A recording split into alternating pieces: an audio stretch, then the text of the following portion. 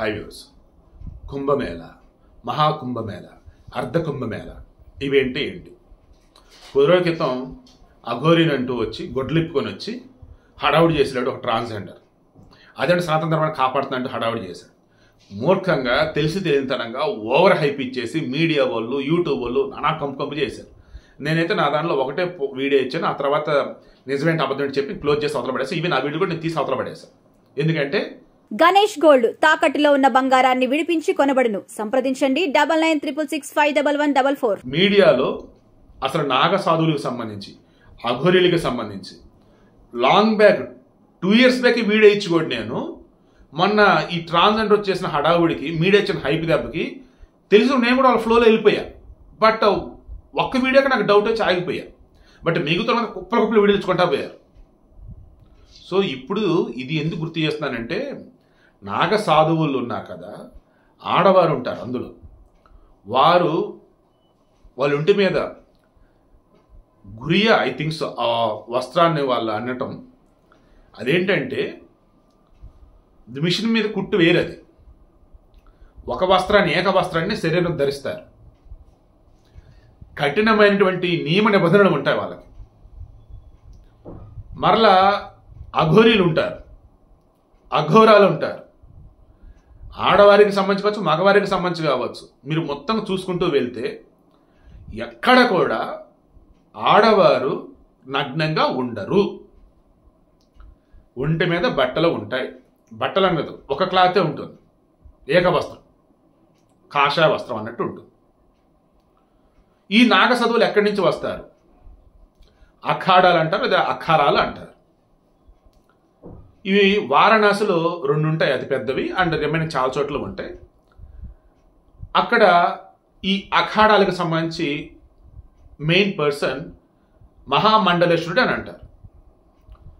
ఈ ఆడవాళ్ళు ఎవరైతే మేము నాగ సాధువుగా మారతామని చెప్పేసి వస్తారో వారికి 6 నుంచి 12 సంవత్సరాల పాటు దీక్షా సమయం ఉంటుంది.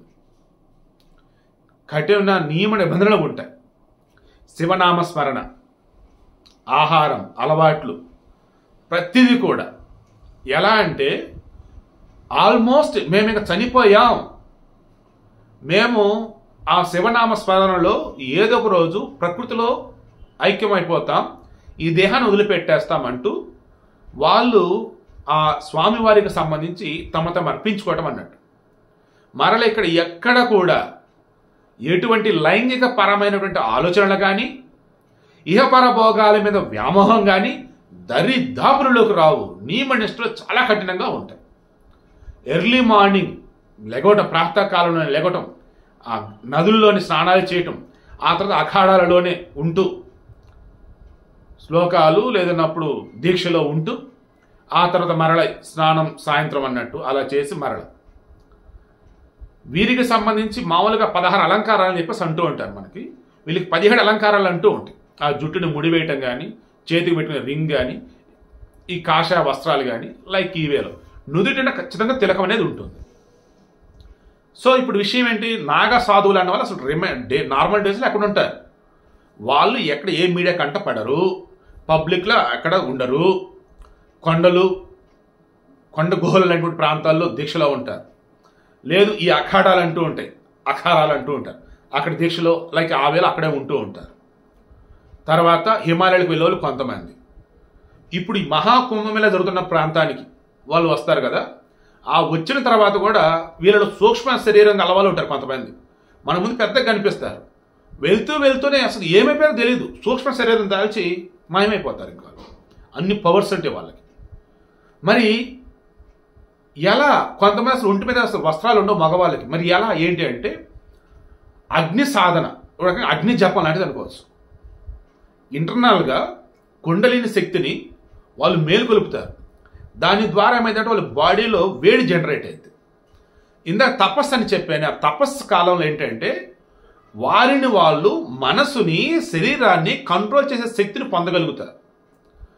వారి మీద కంట్రోల్ అనేది ఉంటుంది. అప్పుడు ఎలాగంటే వెంటిలో ఉన్నటువంటి వేడిని వాళ్ళు నిలపగలుగుతారు. కార్బన్ డైఆక్సైడ్ మనం గాలి పీల్చుకున్నామా బయటకు వెళ్తాం, బయటకు కార్బన్ డైఆక్సైడ్ వెచ్చగా ఉంటుంది. సో దాన్ని కూడా వీళ్ళు కంట్రోల్ చేయగలుగుతారు అన్నమాట. దానివల్లనే హిమాలయ పర్వతాలలో సాధువులు ఉన్నా, సిద్ధపురుషులు ఉన్నా, నాగసాధువులు ఉన్నా, అఘోరాలు ఉన్నా వారు కానీ ప్రయాగలో కానీ, వారణాసిలో కానీ, నాసిక్లో కానీ, ఉజ్జయినిలో కానీ, ఇక్కడ ఎక్కడైతే మనకి సాధువులు కనిపిస్తుంటారో ఒంటి మీద మహా ఉంటే బోటం చిన్న వస్త్రాన్ని కట్టుకుంటారు, పైన శరీరం వచ్చేసి సన్నగానే ఉండిద్ది కానీ వస్త్రం ఉండదు, భయంకరమైన చలి. ఎలా అంటే దే కెన్ కంట్రోల్. ఆ శక్తి అనేది మనకు యోగ విద్యలో ఉండిద్దండి, మెడిటేషన్ పవర్ అది, వాళ్ళు కంట్రోల్ చేయగలుగుతారనమాట. అన్ని కూడా ఈ ఆడవారికి కూడా అవే శక్తులు ఉంటాయి, మగవారికి అదే శక్తులు ఉంటాయి. మరలా వీటితో అది చేద్దాం ఇది చేద్దాం ఏముండదు మళ్ళీ వాళ్ళకి. వారి మీద కంట్రోల్ అండ్ భగవంతుడి కోసం ధ్యానం అండ్ అంతిమంగా భగవంతుడు ఐక్యం చెందటం, తత్వం తెలుసుకుంటారు, జ్ఞానం సంపార్జించుకుంటారు.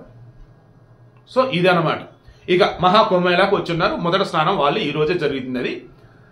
మహాకుంభమేళ 144 సంవత్సరాలకు ఒకసారి అండి, 144 సంవత్సరాలకు ఒకసారి. ప్రతి సంవత్సరం పుష్కరాలు వస్తాయి ఒక్కొక్క నదికి. మన దేశంలో 12 నదులకి పుష్కరాలు వస్తాయి, ఒక్కొక్క నదికి 12 సంవత్సరాలకు ఒకసారి వస్తాయి. 12 × 12 144 సంవత్సరాలు. అదే ఈ మహాకుంభమేళ. మహాకుంభమేళ అన్నప్పుడు క్షీరసాగర మదనం జరిగినప్పుడు అమృతం కోసం చెలుగుతూ ఉన్నప్పుడు అమృతం వచ్చింది ఒక కుండలో వచ్చింది. అలా వచ్చిన మూమెంట్లో దేవతలకి రాక్షసుల మధ్య చిన్నపాటి గొడవ జరుగుతుంటే ఆ కుండలో నుంచి 4 డ్రాప్స్ అమృతం కింద పడింది అంటారు. నాసిక్, ఉజ్జయిని, ప్రయాగ్రాజ్, హరిద్వార్ ఈ 4 ప్రాంతాల్లో పడింది. ఆ 4 ప్రాంతాల నదులున్నాయి.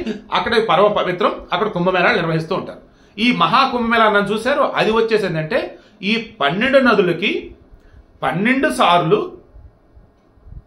పుష్కరాలు కంప్లీట్ అయినప్పుడు వచ్చేదే మహాకుంభమేళ. 144 సంవత్సరాలకు వస్తారు. అది ప్రయాగరాజ్లో నిర్వహిస్తారు.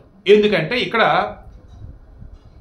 ఘర్ఘర్ అని చెప్పేసి హర్యానాలో ఒక ప్రాంతం, కురుక్షేత్ర ఏరియాలో, అక్కడ యమున నదిలో సరస్వతి నది కలిసిపోయింది. అక్కడి నుంచి యమున నది ద్వేణి 2 నదుల సంగమంలాగా ప్రవహిస్తూ ప్రయాగరాజ్ దగ్గరకు వచ్చేసి ఈ గంగా నదితో కలుస్తుంది. అప్పుడు త్రివేణి 3 నదుల సంగమం, గంగా, యమున, సరస్వతి. సరస్వతి వచ్చేసి యమునలో అంతర్వాహిని అన్నట్టు. బద్రీనాథ్ దగ్గర మొదలైంది సరస్వతి నది. ఆ తర్వాత హర్యానా ఘర్ఘర్ అనే ప్రాంతంలో వచ్చేసి యమున నదిలో కలిసింది. బట్ ఈ మధ్యలో వచ్చేసి మునిశాపమని, బ్రహ్మశాపమని, దానివల్ల సరస్వతి అంతమైంది. బట్ అంతర్ముఖంగా అంతర్వాహినిగా ప్రవహిస్తూ యమునలో కలిసింది. ఇప్పుడు ఆ యమునా నది, గంగా నది అండ్ సరస్వతి 3 కలయిక ప్రయాగ్రాజ్, అక్కడ జరిగేది మహాకుంభమేళ అని చెప్పేసి మన పూర్వీకులు పెద్దలు చెప్తా ఉన్నారు. అద్భుతమైనటువంటి ఫెసిలిటీస్ అండి. 150,000 పైగా టెంట్లు, 150,000 పైగా వచ్చేసి మరుగుదొడ్లు, 20,000 మందికి పైగా శానిటరీ సిబ్బంది, డ్రోన్లు, కాల్ సెంటర్, మహాకుంభ్ అని చెప్పేసి ఏకంగా ఒక నగరాన్ని సృష్టించారు.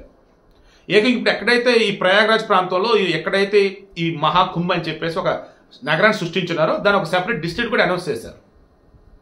7,000 కోట్లు దాదాపు ఖర్చు పెట్టారు. బట్ ఓవరాల్ చూస్తే కొన్ని లక్షల కోట్లు దాదాపు అక్కడ ఇప్పుడు బిజినెస్ అనుకోవచ్చు రకంగా. సరే, విషయం ఏంటి? మహాకుంభమేళ 144 సంవత్సరాలకు ఒకసారి, కుంభమేళ 12 సంవత్సరాలకు ఒకసారి. మన 2019లో జరిగింది, అద్భుతంగా నిర్వహించాడు మన యోగి ఆదిత్యనాథ్. అది అర్ధ కుంభమేళ. అర్ధ కుంభమేళ అంటే 6 సంవత్సరాలకు ఒకసారి, కుంభమేళ అంటే 12 సంవత్సరాలకు ఒకసారి, మహాకుంభమేళ అంటే 144 సంవత్సరాలకు ఒకసారి. నాకు తెలిసి ఆల్మోస్ట్ అన్ని కవర్ చేశాను. చక్కగా మహాకుంభమేళకి వెళ్ళే వాళ్ళు అన్ని జాగ్రత్త వస్తువులు కొన్ని చూసుకొని, మహాకుంభమేళ సంబంధించి వెబ్సైట్ ఉంది, అందులో క్రాస్ చెక్ చేసుకొని ఏమేమి జాగ్రత్తలు తీసుకోవాలి, ఎక్కడ వెళ్ళాలి ఏంటి చూసుకొని వెళ్ళండి. ఇక మీదట ఇంకెప్పుడు కూడా జనాల్లోకి వచ్చి, జనం మధ్యలోకి వచ్చి, మీడియా ముందుకు వచ్చి హడావుడి చేసే బ్యాచ్ ఉంటారు, వారిని మీ దరిదేపులకు రానివద్దు, మీరు ఎంటర్టైన్ చేయొద్దు. మరీ ముఖ్యంగా మన జర్నలిస్ట్ మిత్రులు చెప్తున్నాం, యూట్యూబర్లు చెప్తున్నాం, మన సనాతన ధర్మాన్ని 10 మంది ఫాలో అయిన పరల కనీసం 1-2 ఏలు పెట్టి తప్పు చూపేలా వద్దండి. నేనేమంటానంటే బేసిక్స్ అన్న మనం తెలుసుకున్నాం. అఘోర అంటే ఎవరు, అఘోరి అంటే ఎవరు, నాగసాధువు అంటే ఎవరు, సిద్ధపురుషులు అంటే ఎవరు, మునులు అంటే ఎవరు, ఋషులు అంటే ఎవరు, సాధువులు అంటే ఎవరు, పీఠాధిపతి అంటే ఎవరు, గురూజీ అంటే ఎవరు, యోగి అంటే ఎవరు, అవి తెలుసుకుందాం, దానికి తగ్గట్టుగా ఉందాం. ఎవరే మనం తక్కువ చేయదు. కానీ పలానా వాళ్ళ పేరు చెప్పి ఎవరు పడితే వాళ్ళు వచ్చి హడావుడి చేస్తూ ఉంటే, అమ్మో మీడియా ముందుకు వచ్చారు, అయ్యో కొత్తగా ఇలా చెప్తున్నారు అని చెప్పేసి బ్లైండ్గా ఫులిష్గా అయితే దయచేసి ఉండకండి.